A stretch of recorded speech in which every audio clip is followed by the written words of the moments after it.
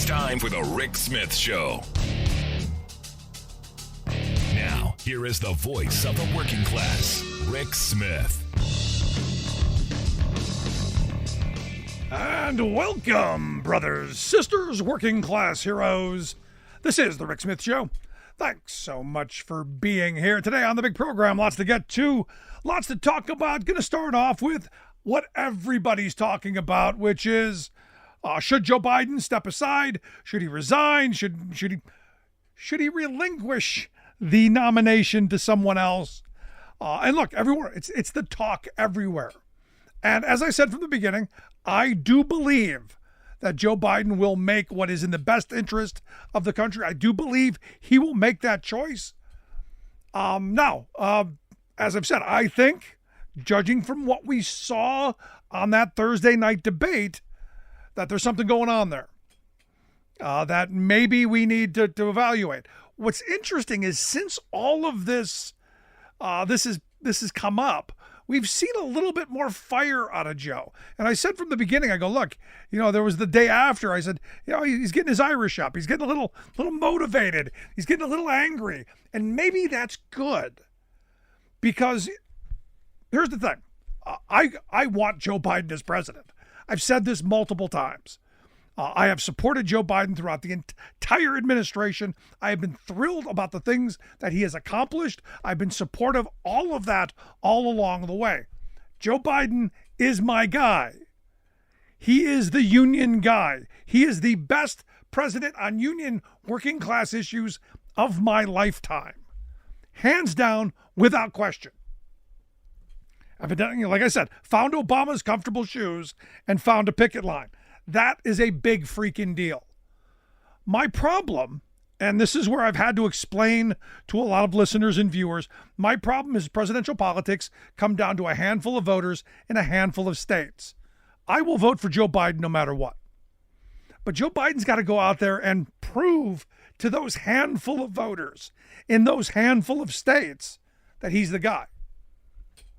He's got to go out there and show that fire. He's got to go out there and show that he's capable to take on Donald Trump. What we saw on that Thursday, I'm sorry, there is no world where that guy is able to take on Donald Trump. And I know all the rhetoric around, he tried to answer the questions. Yeah, that doesn't matter. Those debates are much more about appearance than they are about substance, and always have been. They've always been about who got the one-liner in. They're always about, that memorable moment. Well, the memorable moment was 90 minutes of Joe Biden struggling. And that's a problem, again, for those handful of voters in a handful of states. But if he comes out like he did in Philadelphia, like he did here locally in Harrisburg on Sunday, like he's done in other places, with that little bit of fire, get that gleam back in his eye, get that bounce a little bit, this step, then maybe you win some of them back. If he cannot do that, and look, there's a moment where you just have to realize there are things you cannot do.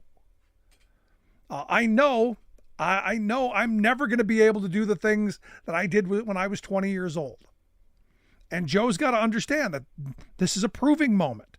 Yeah, he's got a great record, and would love to hear him go out there and tout that record.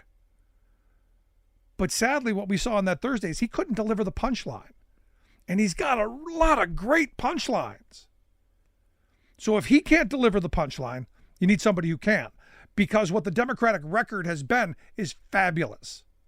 There is a lot there to go, hey, look at this. Oh, did you see this? Hey, how about those jobs that are being created through the CHIPS bill? How about all that investment through the infrastructure bill? How about the green energy jobs in these factories that are being built? How about all of that stuff? The lives that are being made better. There's so many good stories here. But you got to be able to go and tell them. Now, there's part of me that goes, Biden's going to hold on to this as long as he can. Because look, 2016, he was kind of pushed aside, where he should have been the guy. He should have been the person who who was the nominee. Instead, the party wanted Hillary Clinton, and we see what happened then. Would Joe Biden have done any better than Hillary? We don't know, and I'm not going to say he would have. But in his mind, he's got to be a little, you're not going to push me out. Now, the thought is will he see? Will he be convinced? We'll see. I have faith in Joe Biden. I have faith in that he's a decent dude. I have faith that he loves this country. I have faith that he will do what is in the best interest of the country. Now, again, what's interesting to me is all the calls for Joe to step aside, none really, here and there, a spattering, none from the corporate-controlled mainstream media about getting Trump to resign or step aside with his abysmal record. And the reason for that is, like I said yesterday, is that's who the Republicans are. I'm sorry, you obviously can't expect decency from them or from him. And this is why on the left, why Democrats, why people like me go, I think it's time. I'm curious your thoughts. Email me, rick@thericksmithshow.com. Do you think it's time that Joe steps aside and passes the mantle on, passes the torch to the next generation to pick that up and tout his record in a way that it should be? I want to hear your thoughts. Email me, rick@thericksmithshow.com. When we come back, Will Bunch is going to be here from the Philadelphia Inquirer. Remember that Project 2025 thing we've been talking about for almost ever? It's finally caught fire. And we're going to talk to Will about that. Quick break. Right back.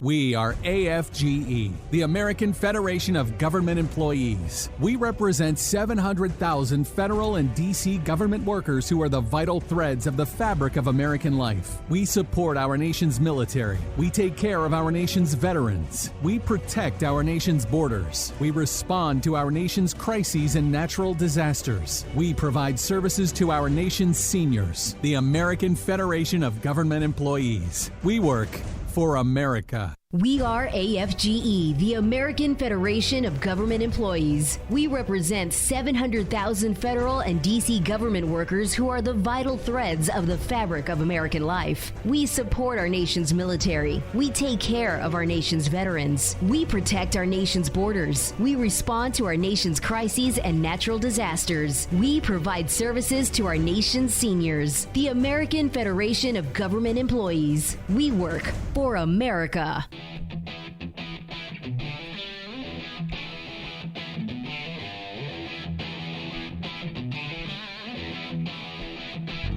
Welcome back to the Rick Smith Show. Now, here is Rick Smith. So I've been hearing a lot of this lately. It's been around for a while. This idea that we're a republic, we're not a democracy. But I've been hearing a lot of this lately, especially the last couple of weeks ramping up. But Senator Mike Lee from Utah tweeted out, "We're a constitutional republic, not a democracy." And again, I've been hearing this a lot. Like there's a huge difference. It's kind of like, I drive a vehicle, not a car. It's kind of the same mentality. But I have this theory that they want us to be okay with losing democracy because, of course, we're this other thing. And here to share some thoughts on, are we this other thing? And should we chuck democracy? I've asked our good friend Will Bunch to come talk with us. Will is a columnist over at the Philadelphia Inquirer. Will, thanks for taking time for us. Yeah, hey, Rick, thanks for having me back. I really appreciate it. So have you seen this? I mean, I've been hearing a lot of it lately, especially on social media. But I kind of have this theory that they're trying to get us to change our language to the point where we go, no, democracy. We don't need democracy. Because understand, when I was in school, we were taught that we were a constitutionally limited democratic republic. That's what I learned. And somehow it's morphed down and down to the point to where we're just a republic now. Any thoughts? Yeah, I mean, well, a couple thoughts. And I didn't see the Mike Lee tweet, but I've seen this argument again and again in the last few years. And, it's really just semantics. I mean, if you ask any history professor who's worth his or her salt, they will tell you that the founders, when they drew this thing up, yes, they talked about America being a republic. But Benjamin Franklin's famous line, right? A republic if you can keep it. But they saw it as a republic that was powered by democracy, by people voting. And even if some of their ideas in 1789, obviously there were a lot of folks who weren't taking part of that back then, and we worked 200 years plus to fix those defects mostly. But so why are they playing this semantical game? And I think it's pretty obvious. They want to weaken support for democracy. They want to create a way for people. I think they're smart enough to know that a bunch of people going around saying, "I don't support democracy." If they just said that sounds bad, right? But if they start saying, "Well, the founders never really intended us to be a democracy, that they intended us to be a republic," they're trying to sow confusion in people's minds because these people really don't support democracy. They want to roll back a lot of the rights that have been given to women and rights that have been given to African Americans. Not just a lot, Will. They're telling us they are very clear about their wants. They want to go back to the original intent of the Constitution, which is 3/5 people, women can't vote, only white landowning males 21 of age, they can vote. They want to go back to the good old days. They do. They absolutely do. There's one of the people who's involved with this, Project 2025, which I know we're going to talk about, but was out there the other day saying, we really should get rid of that 19th Amendment, which, if any listeners don't remember, that's the amendment that gave women the right to vote in 1920. And, or I don't know if you ever heard these clowns, like talking about going back to the pre-1900 system where you don't have direct election of senators, right? You've got the state legislature. The original intent. Yeah. Right. And it's all about this idea that democracy is somehow it's woke, right? That giving everybody the right to vote in their mind has empowered all these crazy ideas. Well, they're not crazy ideas. What's empowered is rights for other people who aren't, white, wealthy, cisgender men, Which is ironic because it was written, all this stuff was written by a bunch of guys wearing wigs. So just want to throw that out there. A bunch of cross-dressers. No, that's not right. But, the thing is, and the reason I think this is important to bring up and to talk about is because I think you're right. We want to make democracy sound evil so that what's coming and this Project 2025 we've been talking about for months now, is going to make patronage great again. There's a guy who's running for president whose claim to fame is you're fired. He's running on a platform of we're going to fire all the federal workers and we're going to replace them with good loyalists.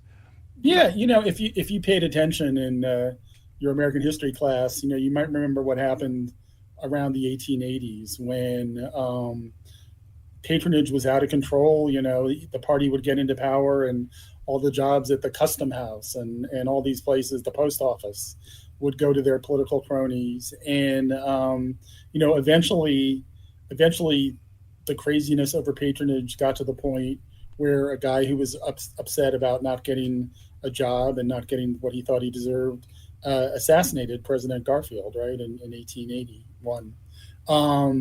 After Garfield was assassinated, people said, "No, we need a professional system. We need people to run this government who aren't political hacks who are subject to the whims of either party." And we created the civil service system, and we carved out hundreds of political jobs because, of course, you do need some political people to set the direction for the government as established in each election by the people, right? It's like, the New Deal. It's like people in 1932 said, we want the government to do some different stuff. And, so FDR puts his cabinet secretaries and undersecretaries in, but the people who are executing these policies are professionals. The people telling you if there is a hurricane coming are professionals. They're not political hacks, who were put in their job to deny climate change. Right. Which is why I always say, which is why I've been saying, you've got Trump who's running on the idea that we're going to make patronage great again and take us back to the good old days of the 80s and 90s and not the 1980s and 90s. Because I don't know if you've noticed. The 1880s, yeah, exactly. And one of the great things about having non-political civil service employees in there is if you tell them to do something that is illegal, they're not inclined to do that, right? It's like this is wrong, and the president's not my guy anyway, and I'm not going to go to jail because they're ordering me to do this. I'm going to stand up. In an extreme case, they could become a whistleblower or whatever, but that they're not going to do that. And this was what happened to Trump a lot of times in his first presidency. Hopefully his last presidency, but his presidency from 2017 to 2021 is that he had wacky ideas to do things that were either just bad ideas or in some cases they were illegal. And he would yell at some aide and say, do this, and it would go down the line, like the stuff about how they wanted to treat immigrants down at the southern border. You had Stephen Miller yelling at people to do these like cruel and inhumane things down there. And it would get down to the personnel, and somebody would say, well, we can't really do this. No. I mean, that's just wrong. And so, even though some bad stuff did happen, right, like family separation and some other stuff, but what Stephen Miller and these people wanted to do was 10 times worse than what actually happened. So their solution to that is they learned from their experience the first time. And Project 2025 basically is, how do we learn from those mistakes of the first Trump presidency? And by mistakes, I don't consider them mistakes, but they do, because it was, how do we learn from the radical policies that we talked about, but we weren't able to implement them even with a simpatico figure like Donald Trump in the White House? So how do we get it done this time? And so people from groups like the Heritage Foundation, which is the lead on this, but also a bunch of other right-wing extremist groups formed an alliance. And it's like, we're going to start in 2021 or 2022 when absolutely nobody is paying attention to this, and where people aren't even thinking that Trump's ever going to be president again. We're going to sit down and we're going to put this plan on paper, because they know that if Trump does win and he does return to the Oval Office, he doesn't care about governing. He cares about keeping himself out of jail. He cares about graft. He maybe cares about pleasing Vladimir Putin and his friends or whatever. And he cares about people, yay, we love you, patting him on the back, Rose Garden ceremonies. He cares about pomp and circumstance. Doesn't care about the nuts and bolts, the sausage making.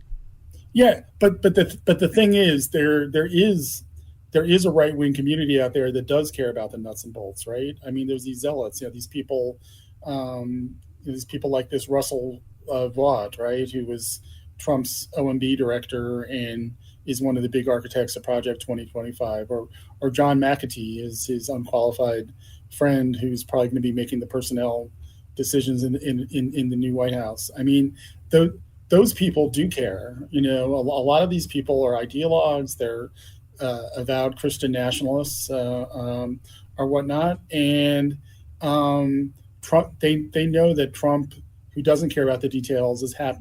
It's a mutual back scratching arrangement, right? It's like, Trump gets the base behind him by saying, you can have all your little policy things that I kind of support, but don't really care about the details that much. And they support Trump because they know they need a dictator to get these things done. That they know that the majority of the American people and certainly, Congress, at least as it's constituted now, doesn't support this stuff, and they need what they call a red Caesar, right? A somebody who's willing to govern as a post-constitutional government, president, where the Constitution needs to be bypassed because they need to crush this liberal fascism of the woke left that they are convinced is happening out there. So it's a real threat. And, I think the average voter isn't seeing it because they'll say, well, Trump was eccentric and crazy and did some really dumb stuff the first time around, but he didn't destroy this country. And they don't realize just how different it will be if he gets elected this time. But I think you hit on an interesting point, because a lot of the people that I've explained this to, the idea of making patronage great again. We're just going to put loyalists into positions of just average everyday jobs. The people who are doing the behind the scenes work, the people who are writing reports for whatever. These are going to be true believers, because the first thing they ask for is give us all your social media information, because we want to make sure you're sufficiently loyal. And giving Trump the ability to then go and fire everybody, replace all of them, and basically weaponize government, as they've been screaming about and claiming Joe Biden has done, but doing it in a way that is loyal to dear leader. When you explain that, I get a glazed over look, and people go, that can't happen here. It's almost like we've been programmed to believe not us. We're Americans. We believe in democracy. Right, we're conditioned to think that can happen here, and which totally sets up a situation where it could happen here, right? And I think maybe, Democrats or all of us who want to stop this from happening, maybe we should be doing a better job of going out and giving like real world examples of what this means. Like here's one I think people would understand, and maybe it's not the most important life or death thing, but remember that thing when Trump was president, and he said something about Hurricane Aid in Alabama, but the hurricane didn't go to Alabama. So he grabbed a copy of the map, and he took his little Sharpie, right, and he extended the hurricane map into Alabama. Well, in the second coming of Trump, with this Project 2025 flavored government, he's going to have the civil servant that he can just call, or his underling can just dial up on the phone, say, release a new map that shows the hurricane going to Alabama, even though it's not. So basically, we're going to have a government full of Winston Smiths, the guy from 1984. Yeah, exactly. They'll be throwing things down the memory hole. And think about, these are the people who, believe that elections are rigged and that they can like go in and open ballot boxes and that sort of thing. These people are now going to be doing things like releasing the unemployment rate. It's like, what if the real unemployment rate goes up and it's going to make Trump look bad? These people would have no compunction about just changing the numbers, right? Wow. No. A piece I just read today mentioned about how Trump wanted to monkey with the 2020 census, to make it more friendly for what Republicans wanted to do. Well, for the 2030 census, they'll have the power to make those kinds of changes without having the ability to have it blocked like it was the first time around. So, I think people need to understand. It's hard. One of the things that I think has been great in the last week about this whole debate that we're having now about Project 2025 is when you think about it, for the last year, Biden and all the top Democrats have been going out there and giving speeches and saying, democracy is on the ballot this election, or, if you don't vote and if we don't get this right, we could lose our democracy and things like that. And that's absolutely true. But it's also like way too abstract, I think, for the average voter. That like that doesn't, what does that actually mean? What does that mean to my life? I'm worried about, if I'm going to have enough money to fill up with gas this week. What do you mean I'm losing my democracy? I have no idea what that means. And I think, it's funny. Project 2025 has given them a two-word catchphrase that they're not just talking about a dictatorship, but they've written it all down, that they have a plan that you can 900 pages of plan. Yeah, 900-page plan. And, Biden tweeted today, he tweeted Google Project 2025. I think you're going to start seeing that on lawn signs, right? It's going to be this catchphrase, and people are going to go on there and they're going to see what they're really talking about when it comes to reproductive rights, or they're going to see how, gay marriage and these other LGBTQ rights are going to be undone. It's all written out as on paper. This whole thing about using the Insurrection Act and calling out the military and sending them into your community to round up, the immigrants who live in our community, who work at our companies and keep our construction companies and some of these other businesses going, are going to be taken away by soldiers in the dead of night. I think. Oh. No, the people who read 1984 and saw it as a playbook, the people who read the 10 Commandments and see it as a checklist, these are the folks who they want to be running our government, and that's frightening to me. So, last question I've got for you, because we're in this moment. There's a lot of talk on the Democratic side, a lot of the left saying Biden should go. Obviously, nobody on the Republican side saying that someone with Trump's 34 convictions and all of the plethora of immoral things there. Nobody's calling on him to step down. You got any thoughts? Well, my paper, the Philadelphia Inquirer, is I think the only major newspaper in the country that wrote an editorial calling on Trump to step down, which is just appalling when you think about it. I mean, I think if you go back to 1998, there were like 100 newspapers across the country. In fact, unfortunately, the Inquirer was one of them, actually under totally different management. But 100 papers that called for Bill Clinton to resign over the Monica Lewinsky thing, and the Bill Clinton's conduct, whatever you think of it, was not 100 times worse than what Donald Trump has done. He's a multiple felon. He's an adjudicated rapist. He's been found by a judge and a jury to have committed massive financial fraud. He's been impeached twice, and he's still awaiting trial in 3 other cases, including a trial for a coup to stop the peaceful transfer of presidential power. That's his legacy, ultimately. Right. The fact that he's the guy who broke that long standing tradition. That's right. Can you? I mean, if you were like staring with your mouth open at the TV at 6:00 p.m. on the evening of Wednesday, January 6, 2021.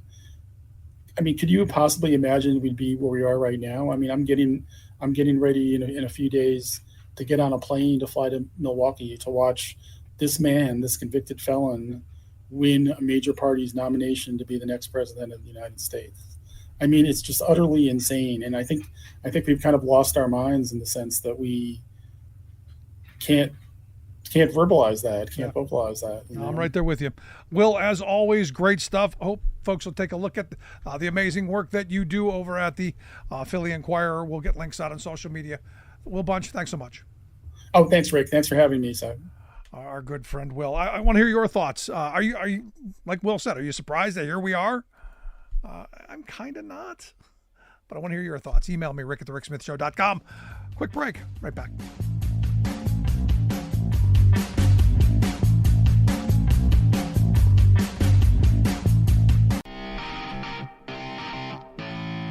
Welcome back to the Rick Smith Show. Now, here is Rick Smith.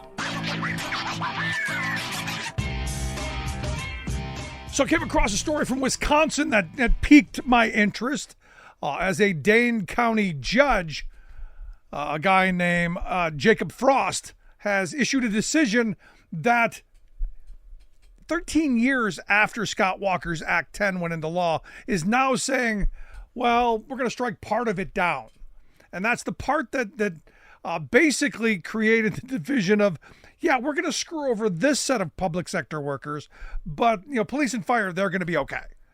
And what they're saying is, it lacks a rational basis to have that kind of division between the general public sector workers and public safety employees. So we'll see where this goes.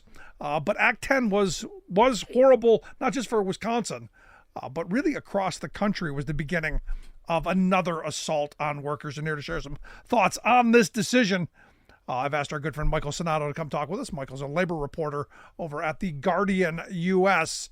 Michael, thanks for taking time for us. Thanks for having me on again. So what do you make of this? I mean, 13 years after the fact, we're now going to say part of it. You're going to strike part of it down.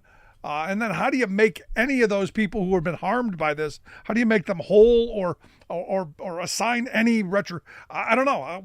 What are your thoughts?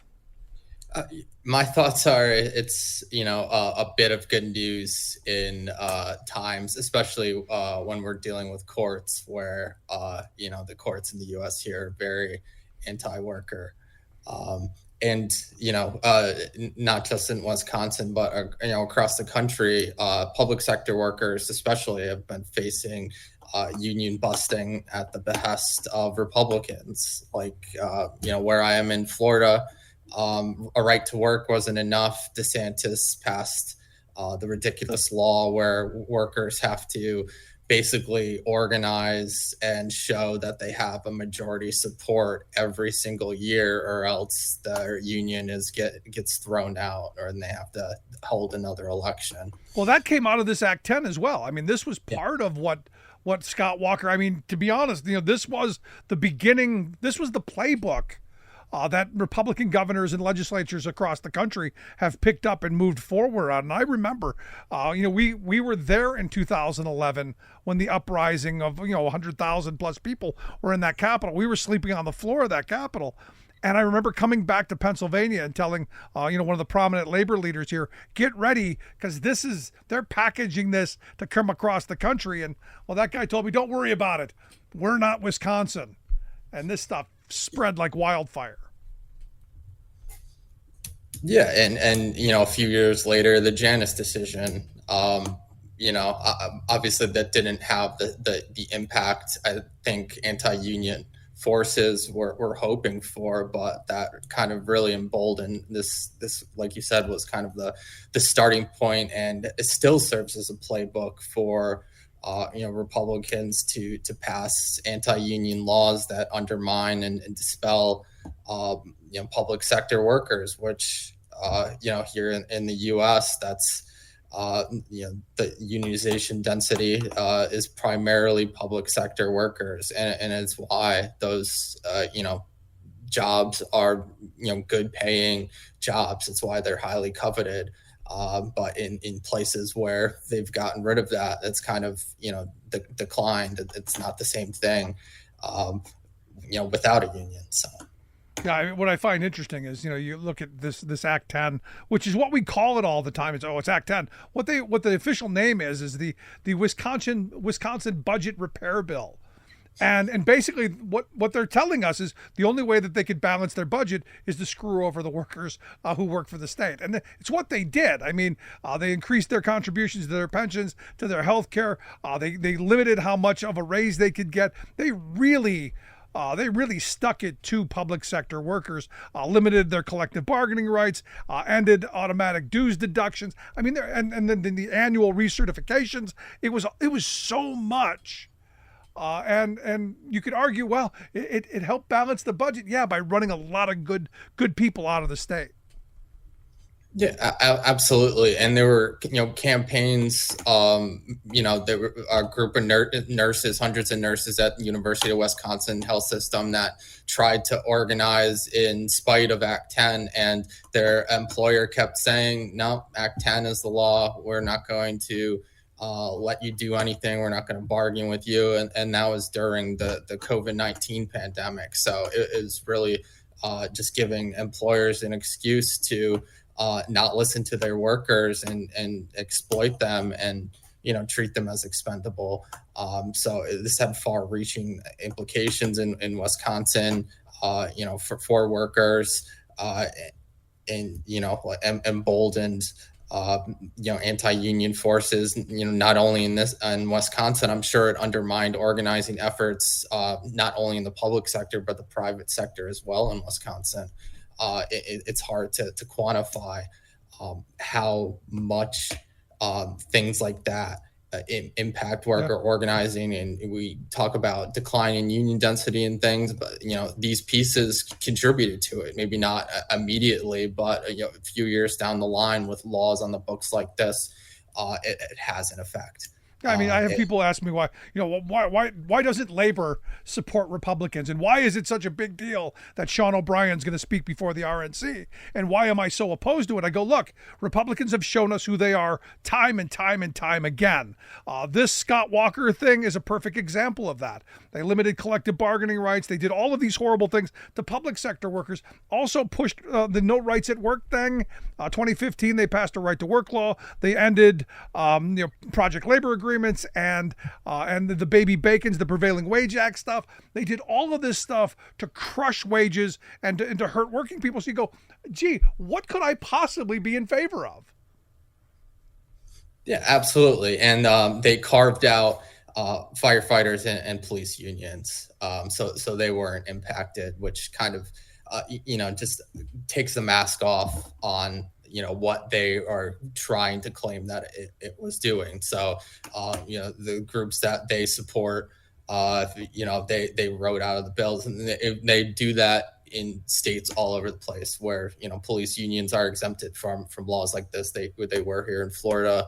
That has I think a bigger conversation on like where police unions stand in the AFL-CIO and the labor movement as a whole when they are silent or condone those types of anti-union policies being implemented.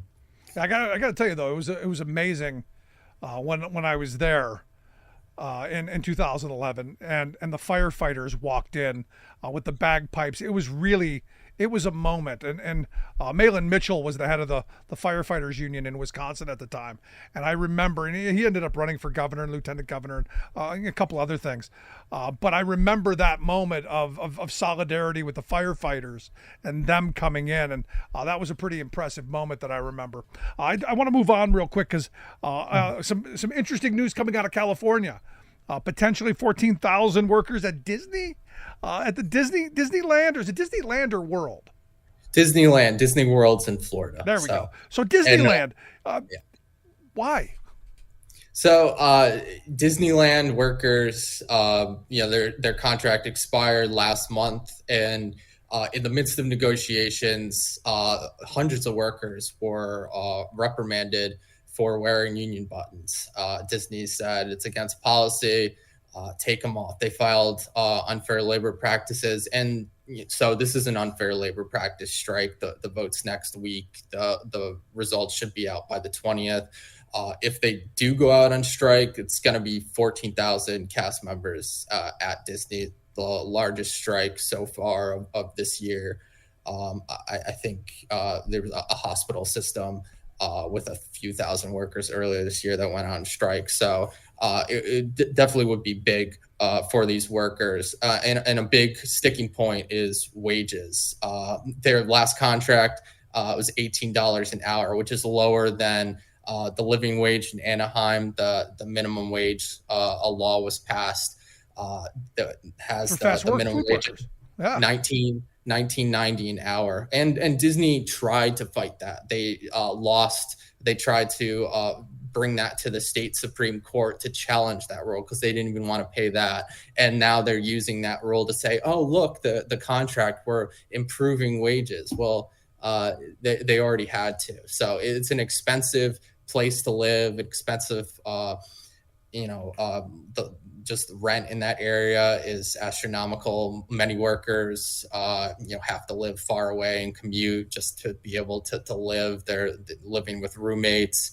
I spoke with a cashier who's been there for over 30 years. And she said when she first started, I could get a 2-bedroom apartment with no problem on the pay they pay you. And today that's impossible. And I think that's, everyone thinks because Disney's so popular and, they do so well that the workers are getting treated right when that's not the case. They've been falling behind in contracts over the years. And, the workers are standing up and saying enough's enough. Yeah. No, it's interesting because I just had this conversation today about inflation and, how upset this person was. And I said, look, the sad reality is wages haven't kept up. If we're the 1970s, like my grandparents, who were both in unions at the time, and their union contracts had automatic cost of living adjustments in those contracts, to where as inflation went up, their wages went up, so their standard of living didn't go down. if we had stronger union density, inflation wouldn't be as big of a deal. So when I hear that you've got these unionized workers who've been working in this job for years and their wages haven't just been keeping up, it's not just them, it's all across the country. And it's one of these things that I'm hoping at some point we actually start making a point out of and complaining a little bit more about or going on strike about. Yeah, absolutely. And I think it's important not just for these workers at Disneyland, but they'll set the precedent for other theme parks and for, Disney World workers here in Florida. Because it's a right to work state, the union strength isn't as great as in California. They do have a no strike clause in their contract here. These workers win at Disneyland will, embolden and set the standard for what Disney World workers and Universal and Legoland and all those places will look forward to. But right now these workers are, working minimum wage and being exploited based on the fact that it is an appealing place to work because, people are fans of Disney. People like the atmosphere. People take, these companies tend to take advantage of that fact. Yeah, interesting. Well, we'll see how this plays out. Also, I wanted to get your thoughts on the elections coming up. You just put out a story the other day about how Unite Here, the hospitality union, is ramping up their political action and getting out there and getting their members to understand how important the election is, as all the unions are doing. Because the power of the unions, the power of people, and the power of getting them to vote, maybe on things that would make their lives better. Walk me through what you're seeing there at Unite Here. So Unite Here elected their first female president, Gwen Mills, a few weeks ago. She was the one who kind of developed their 2020 grassroots door knocking strategy, and it was a big deal. It was a big success. They focused on a lot of the swing states that were pivotal in Biden's victory, and by the evidence we have now, their efforts are going to be just as important this year. Especially because, Biden has portrayed himself as so pro-labor, and that's such a staunch a contradiction to the Trump administration.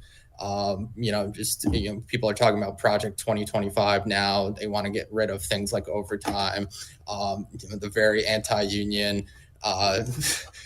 Under the Trump administration, they're very, the NLRB was not, a lot of the rules and policies they were implementing were very anti-worker. It was just the industry wish list of what they wanted was getting kind of passed, and it was really putting the labor movement on the defense. In the past few years, it's kind of turned around. So, it poses a big question, and it hasn't really been focused on. I think that's one of Biden's greatest strengths in this election cycle is, focusing on that support for the labor movement, for workers, the big gains and the victories that have been afforded to workers, like the overtime rule recently. Yeah. And the heat regulation that they just came out with. If you're a working person, if you punch a clock for a living, if you got a union card in your wallet, there's no choice in this election. Biden is the guy because he's been on the right side of every issue. Whereas, Donald Trump's running on a platform of, we're going to fire all the federal workers and we're going to make patronage great again.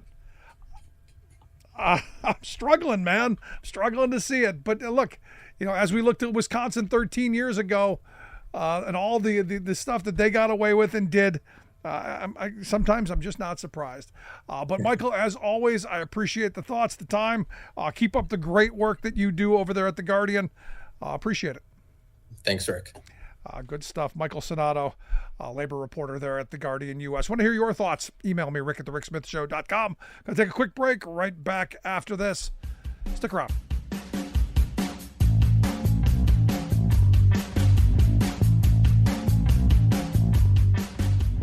I'm Rick Smith, And this is Labor History in 2. On this day in labor history, the year was 1894. That was the day that labor leader Eugene V. Debs was arrested for supporting the strike of Pullman Palace Car Company workers. In May, the workers who made the popular train sleeping cars had walked off the job. George Pullman had slashed the workers' wages, but kept the rents in his company town steady. The striking workers called on Eugene Debs to support their strike. Debs had made a name for himself in the labor movement by successfully founding the American Railway Union. The union joined together railroad workers in an unprecedented force of solidarity across job types. In June, the union voted to boycott Pullman in support of the train car makers. As rail traffic ground to a halt, the federal government moved in to end the strike. Federal troops were called out. A federal court issued an injunction against Debs and the boycott. The basis for Debs' arrest was the claim that the boycott interfered with the delivery of the U.S. mail by the trains.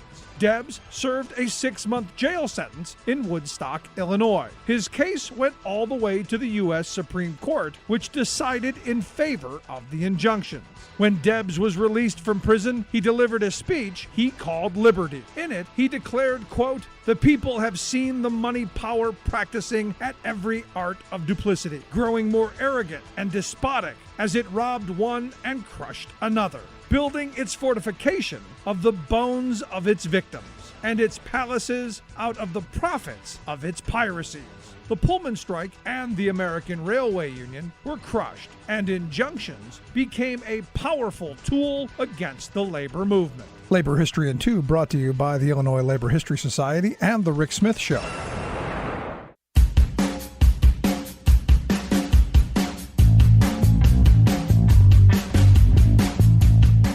Welcome back to The Rick Smith Show. Check out our website, thericksmithshow.com. Questions, comments, something on your mind, email me, rick@thericksmithshow.com. So I got to tell you, my mind is stuck in Wisconsin in 2011. We were sleeping on the floor of the Capitol in January or in February. Cold. I remember very cold.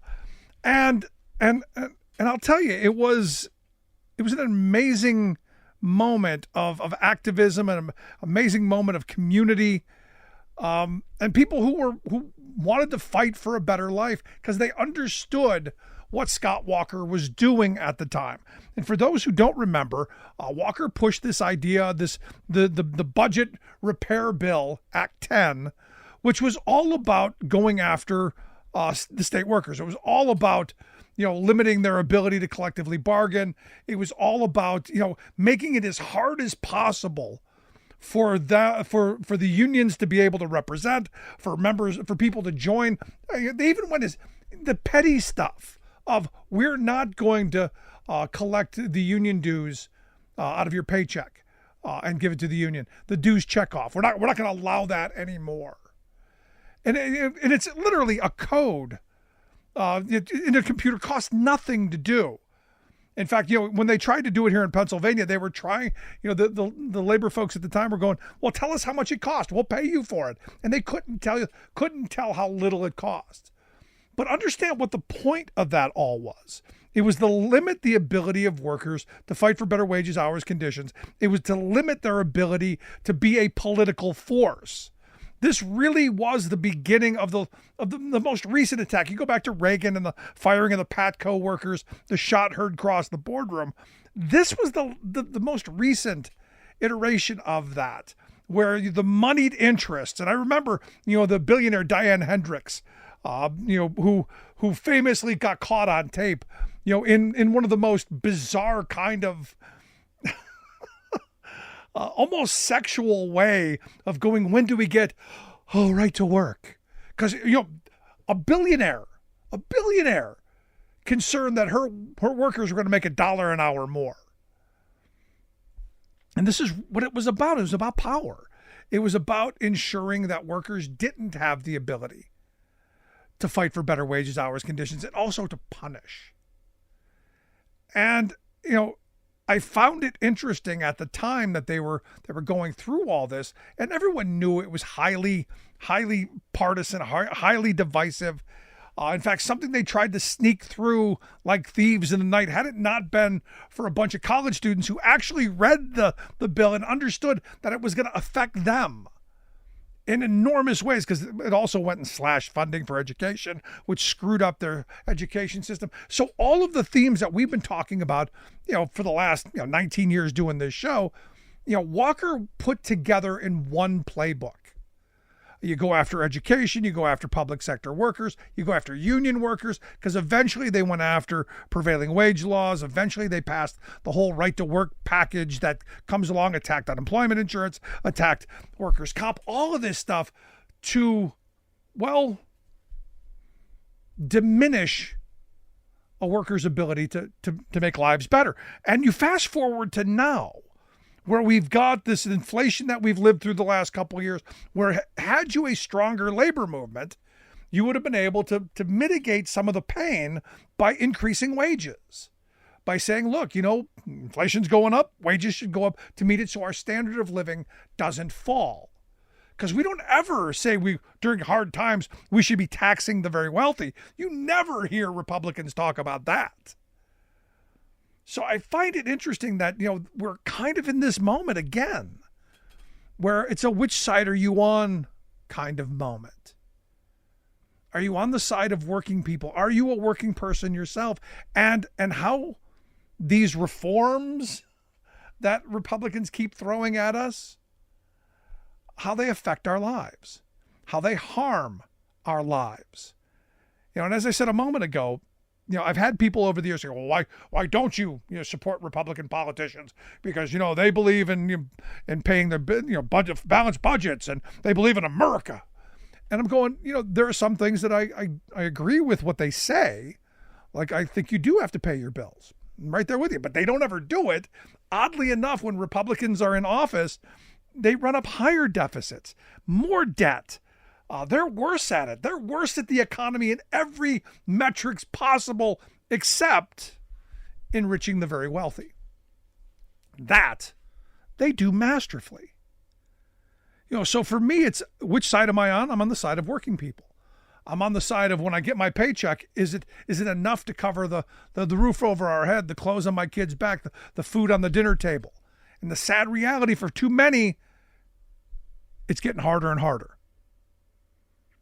So when you got someone like Joe Biden who's saying, look, we want you to be able to collectively bargain, fight for those better wages, hours, conditions, fight for that wealth that your labor creates, I'm on Team Biden. But I look at my Republican friends and look, I wish I understood a working person voting against their own economic interest. I wish I got it. And I've had people say, well, it's because of guns, it's because of religion, it's because, whatever, throw the whatever in there.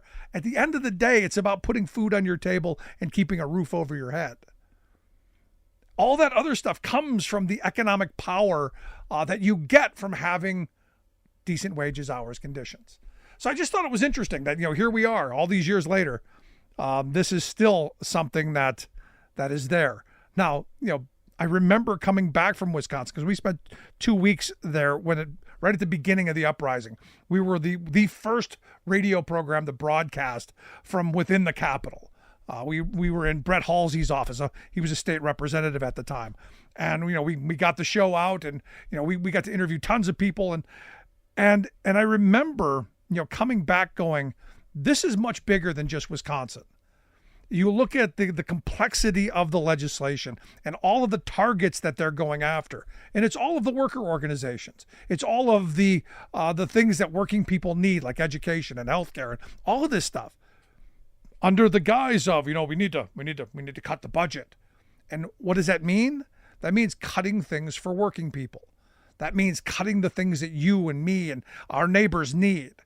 That's the repair. We got to fix things to where they used to be, which is desperate workers working in deplorable conditions, which, trust me, we're moving back towards quickly.